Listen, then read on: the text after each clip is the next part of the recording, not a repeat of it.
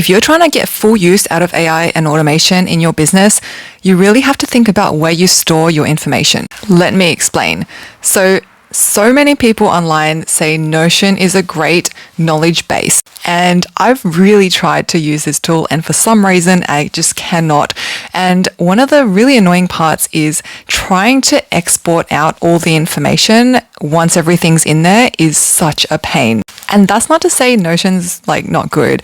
It's just not a good fit for what I'm trying to do in my business. And so one of the big problems is a lot of AI tools that need your data to process it or grab information from may not always be able to link up to Notion or all the other tools that you may use.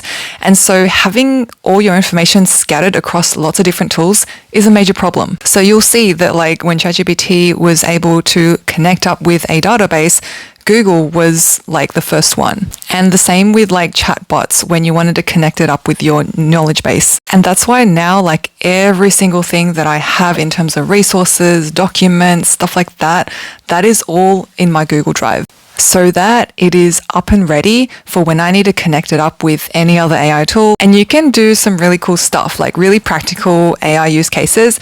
If you want to hear more about that, go to my Instagram or my newsletter where I'll be talking more about that.